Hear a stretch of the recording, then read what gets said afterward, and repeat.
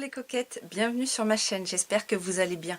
Aujourd'hui, les best-of de 2018. Bah oui, forcément, on est la fin du mois de décembre, l'année est passée, on a utilisé plein de choses, on a fait des tops, des flops, on a fait des revues, des crash tests, on a fait des premières impressions, on a fait des Get Ready With Me avec des vieux produits et des nouveaux, on a fait plein de choses et bien évidemment aujourd'hui c'est l'heure du bilan.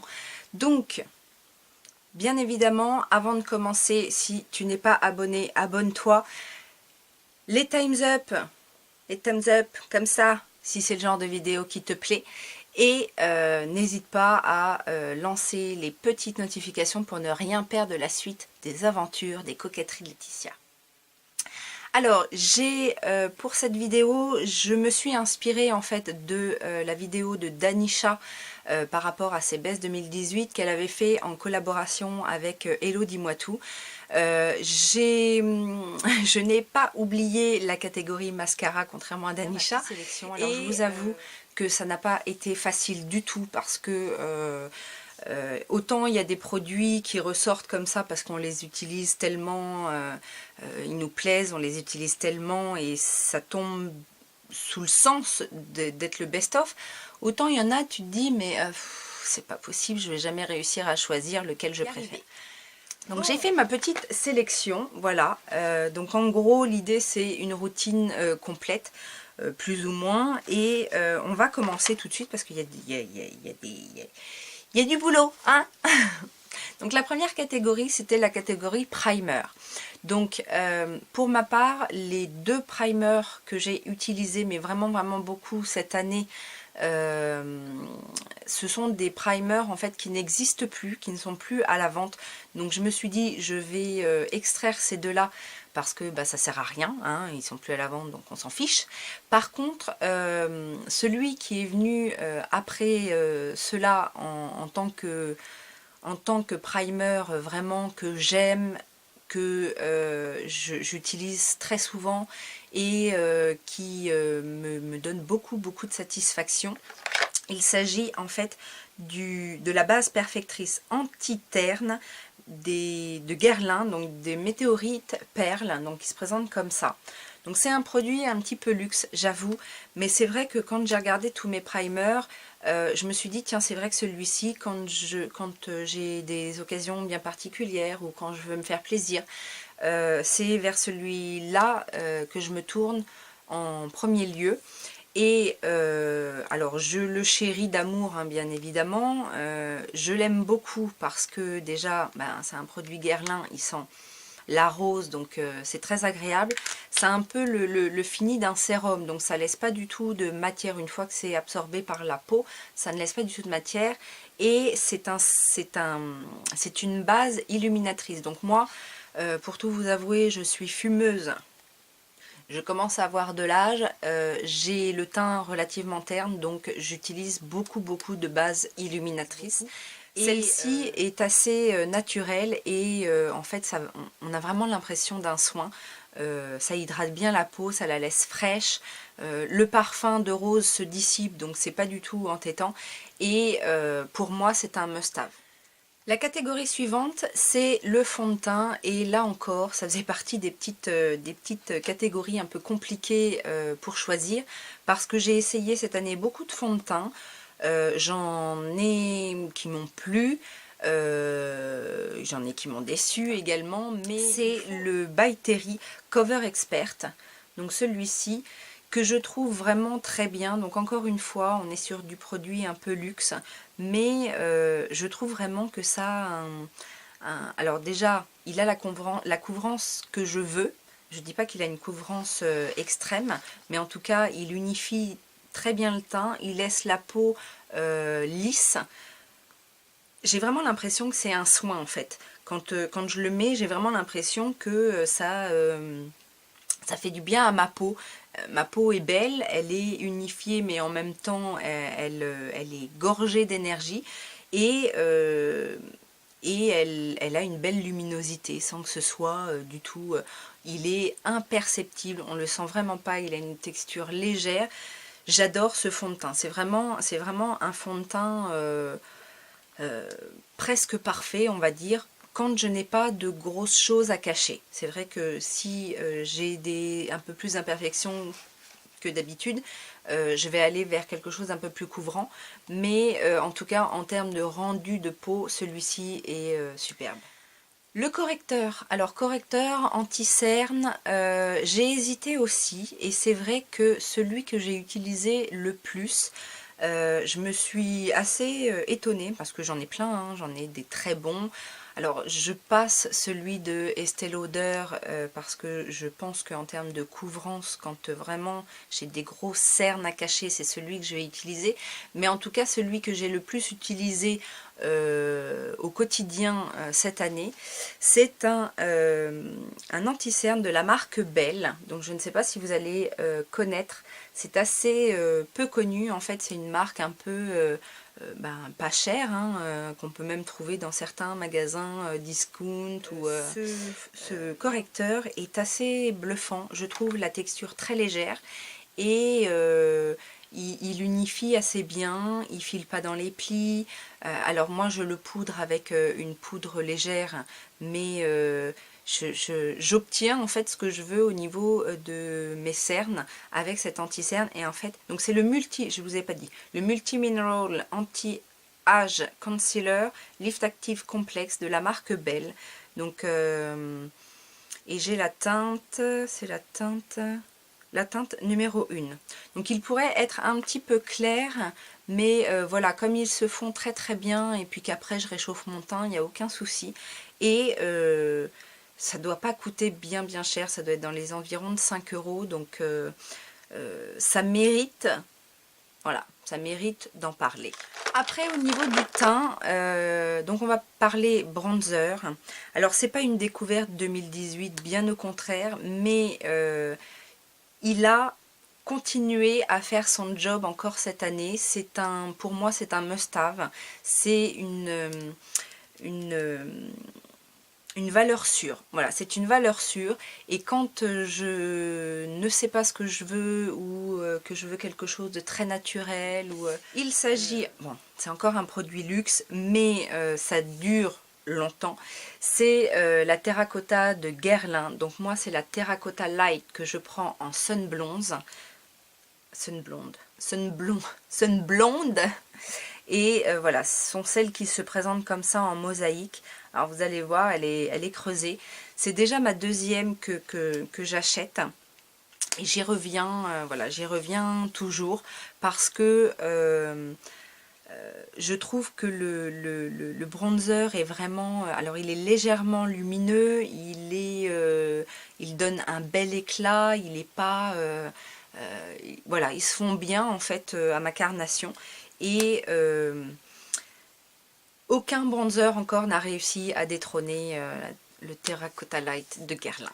Blush, alors ça aussi c'était une catégorie très compliquée parce que pour moi les blushs c'est très souvent, j'en ai beaucoup, j'ai vraiment beaucoup de blush en individuel, en palette, etc. Et c'est un peu, bizarrement, c'est un peu le produit sur lequel je ne m'attarde pas trop. Je vais aller piocher un peu de manière aléatoire dans ma collection. Et donc il a fallu que je réfléchisse quand même assez à quel blush, sur quel blush enfin, vers quel blush je vais naturellement en fait, en sachant que je peux avoir confiance. Et c'est une collection, ils sont tous bien. Ce sont en fait les Baked Blush de chez Milani, donc qui se présentent comme ça. Je les ai depuis très longtemps. J'ai toute la collection, non, je pense pas que ce soit toute la collection, mais en tout cas j'en ai beaucoup. Sachant que mon préféré, alors, donc là il y a Corallina, là on a Terra Sole, qui est peut-être mon deuxième préféré. On a Fantastico Mauve, on a Rose d'Oro, qui est aussi très très beau. Et voilà, mon préféré c'est celui-ci, qui s'appelle Luminoso. Et ils ont la pigmentation parfaite, ils se fondent très très bien à la peau. Ils ont un côté, alors plus ou moins, pas tous, hein, il y en a qui sont assez mat, mais ils ont un côté lumineux qui à la limite nécessite pas forcément de mettre de highlighter. C'est un très très bon produit et je recommande à 200% ces blushs qui sont pour moi un must-have dans les blushs petit prix. Côté highlighter, c'était aussi très très difficile de choisir et alors je me suis vraiment concentrée sur la découverte en fait du highlighter de l'année.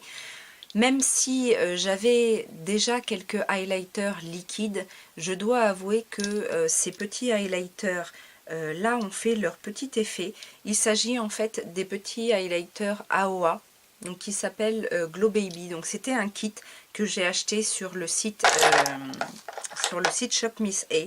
Et donc il y a 5 petits highlighters comme ceci. Ah, je vais les faire tomber, pas facile.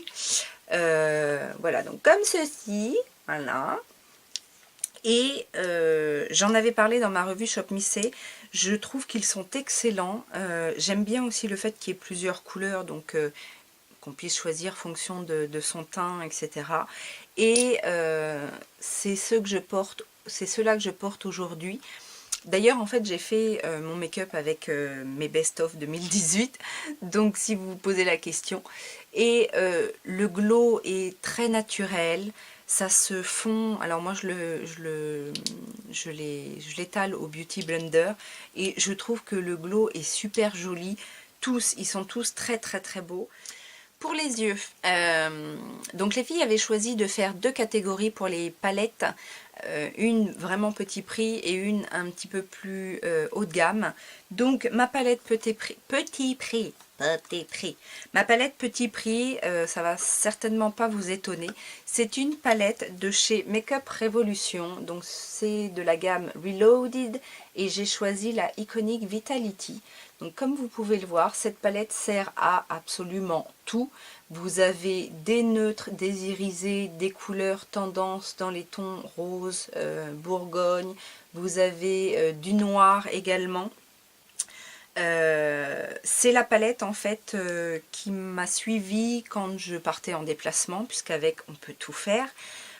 C'est une palette, je vous rappelle le prix, 5 €, hein, n'est-ce pas? Donc à ce prix-là, faut vraiment pas se priver.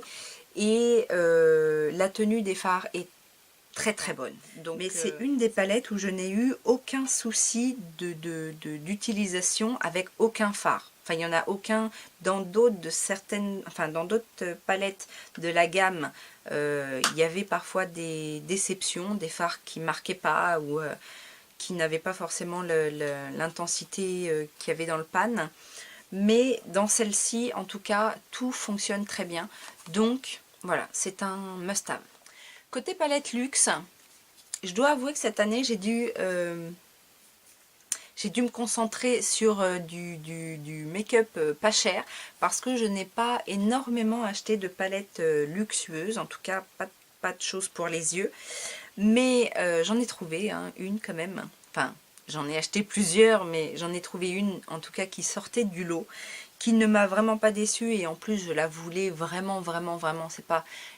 J'ai d'autres palettes, en fait, luxe, que j'ai achetées, soit parce que, voilà, j'ai profité d'une réduction, etc. Alors, pour celle-ci aussi, j'ai profité d'une réduction, mais ça n'est pas le sujet. Je la voulais vraiment et elle ne m'a pas déçue. Elle est vraiment magnifique. Il s'agit de la Born to Run de Urban Decay, qui est comme ceci si vous ne la connaissez pas.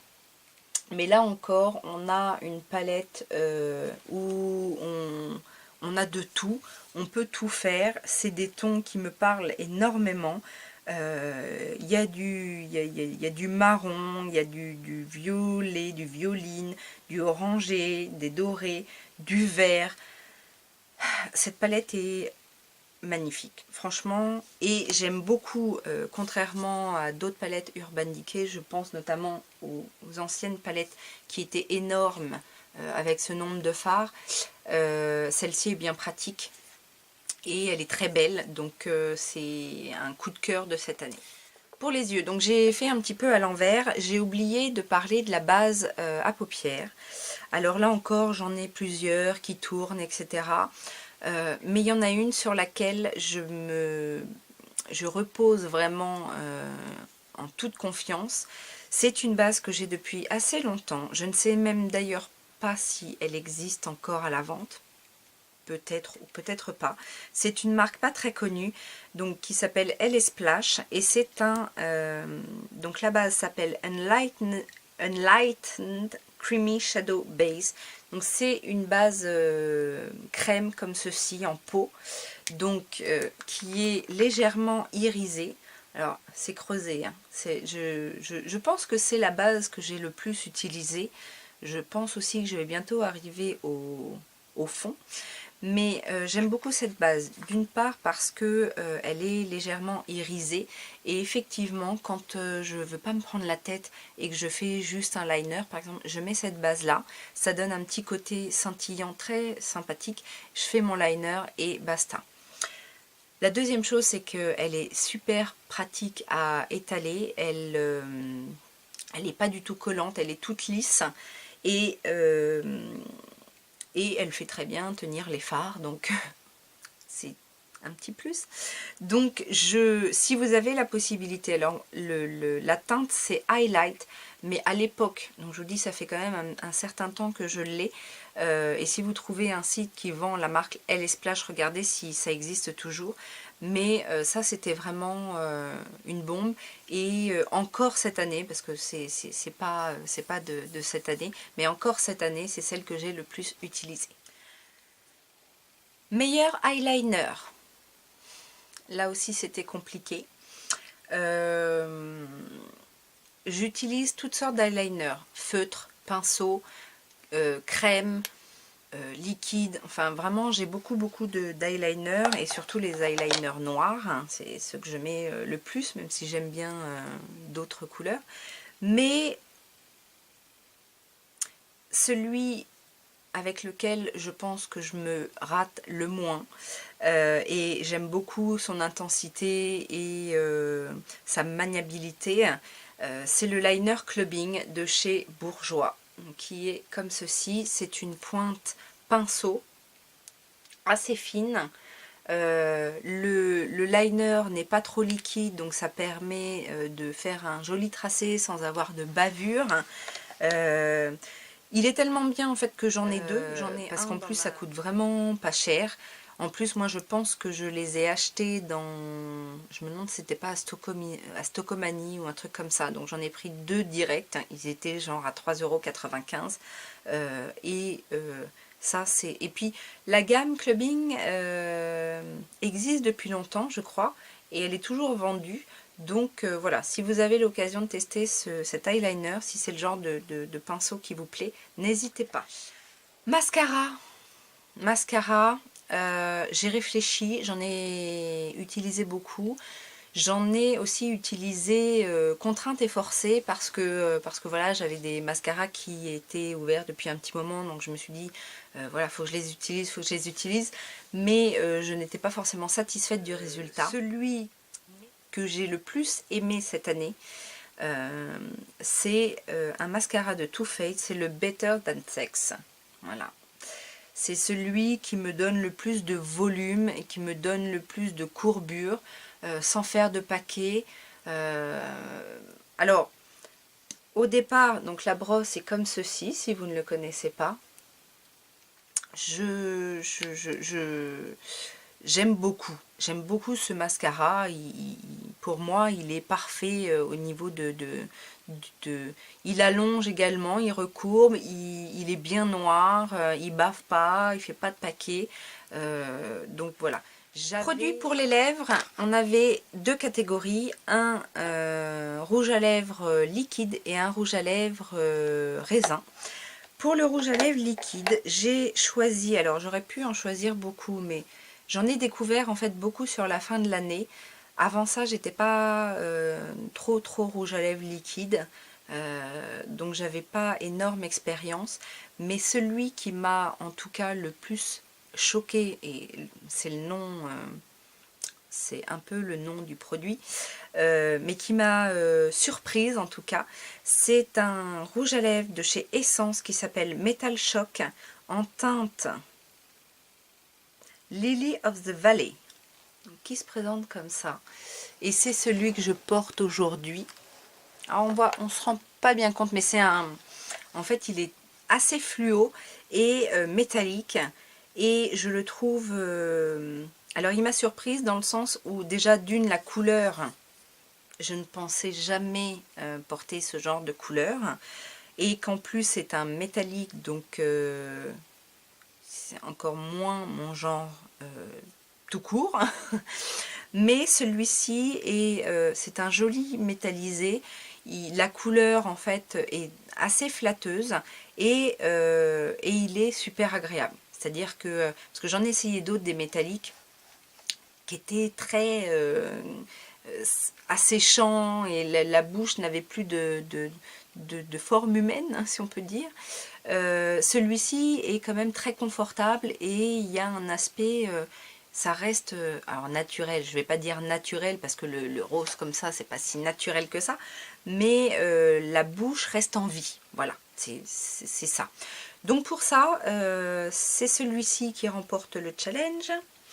Et en rouge à lèvres raisin, j'ai choisi bien évidemment un lipstick de chez Colourpop. J'ai choisi la teinte Fly Fi, qui est un rouge orangé, mais j'ai envie de dire tous. En fait, c'est le produit en lui-même que j'adore. C'est super confortable, la couleur est super intense, la tenue est longue durée, il y a du transfert mais la tenue est longue durée quand même. Et ça a vraiment été une découverte cette année parce que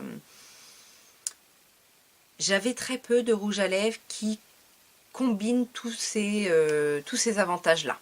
En rouge à lèvres raisin en tout cas. Donc voilà. On avait le droit à un soin.